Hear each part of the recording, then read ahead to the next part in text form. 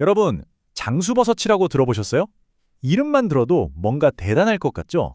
이 이름처럼 정말 특별한 효능을 가진 버섯에 대한 아주 흥미로운 이야기, 지금 바로 시작해 볼게요. 만약에 동네 뒷산에서 이런 장수버섯을 발견할 수 있다면 어떨 것 같으세요? 에이, 설마 하시겠지만 이게 생각보다 그렇게 희귀한 버섯이 아니에요. 우리 주변 숲에서도 충분히 만날 수 있고요. 사실 이름도 여러 가지로 불린답니다. 자, 바로 이 버섯입니다. 이름은 아카시 제목버섯. 이 버섯이 바로 그 소문의 주인공이에요. 생긴 건 어떻게 생겼는지, 또 어떤 엄청난 효능이 숨어 있는지 지금부터 하나하나 다 알려드릴게요. 자, 그럼 이 자연이 준 보물, 장수버섯을 찾으려면 대체 어디로 가야 할까요? 어떻게 찾아야 할까요? 이 버섯은 기본적으로 나무를 분해하면서 사는 뭐랄까 부균이라는 종류예요. 그래서 항상 살아있는 화렵수에 딱 붙어서 자라죠. 아카시아 나무나 참나무에서 제일 흔하게 보이고요. 벚나무 같은 다른 나무에서도 발견돼요. 주로 나무 밑동이나 굵은 줄기 쪽을 잘 보세요. 그리고 되게 좋은 게 이게 하나씩 자라는 게 아니라 이렇게 막 뭉쳐서 자라거든요. 그래서 한번 발견하면 와, 진짜 많이 캘 수 있어요. 자, 근데 산에 버섯이 한두 개도 아니고 다른 거랑 헷갈리면 큰일 나잖아요? 그래서 구별하는 법 딱 알려드릴게요. 먼저 모양은 반원형 부채꼴 모양이고요. 크기는 5에서 20cm 정도로 꽤 커요. 윗면에는 젓갈색이나 회갈색으로 고리 모양 무늬가 있고요. 제일 중요한 거, 아랫면을 뒤집어 보세요. 아주 촘촘한 구멍들이 있는 새하얀색일 거예요. 그리고 만져보면요, 말랑말랑하지 않고 엄청 단단해요. 진짜 코르크막에 만지는 느낌? 이 질감이랑 아랫면 색깔, 이게 제일 확실한 구별법입니다. 좋아요. 이제 제일 궁금한 부분이죠. 장수버섯이라는 이름. 이게 그냥 붙은 이름일까요? 정말 그 이름값을 할까요? 과학적으로 어떤 효능이 밝혀졌는지 한번 들여다보면 와, 진짜 깜짝 놀라실 겁니다. 여러 연구 결과를 보면요. 이 아카시 제목버섯의 항종양 효과, 그러니까 암세포를 억제하는 능력이요. 우리가 좋다고 알고 있는 다른 유명야공 버섯들, 운지버섯이나 표고버섯보다 훨씬 월등히 높게 나타났어요. 이건 정말 대단한 거죠. 아니, 얼마나 더 좋길래 그러냐고요? 구체적인 수치를 보여드릴게요. 우리가 흔히 먹고 몸에 좋다고 알려진 표고버섯 있잖아요. 이 표고버섯보다 무려 1.8배나 더 강력하게 종양의 성장을 억제하는 효과가 있었다고 해요. 1.8배라니 엄청난 차이죠. 근데 이 버섯의 능력이 여기서 끝이 아니에요. 항종양 효과도 대단하지만 우리 몸의 방어 시스템, 그러니까 면역 체계를 아주 강력하게 만들어주는 역할도 해요. 항바이러스 능력도 뛰어나고 몸의 나쁜 활성산소를 없애주는 항산화 의지에도 들어있고요. 특정 세균에 대한 항균 효과까지. 말 그대로 우리 몸의 균형을 꽉 잡아주는 만능 조력자라고 할 수 있겠네요. 그럼 대체 어떤 성분 때문에 이렇게 좋은 걸까요?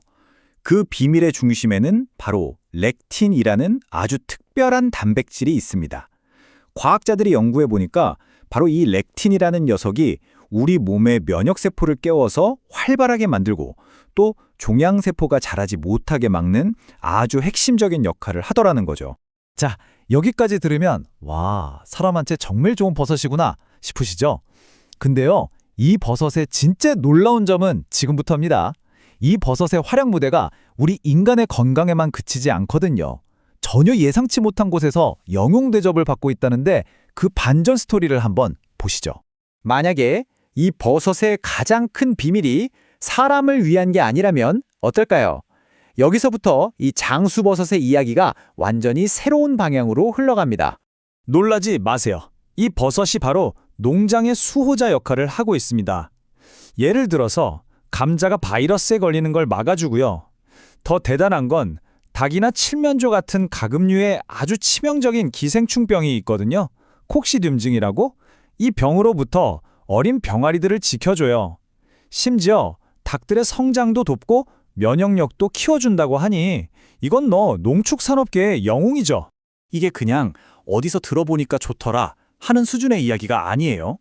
이 농업 분야에서의 효과가 너무나 뛰어나고 확실해서 무려 미국에서 특허까지 정식으로 등록이 됐습니다. 대단하죠. 자, 그럼 이제 제일 실용적인 이야기로 넘어가 보죠.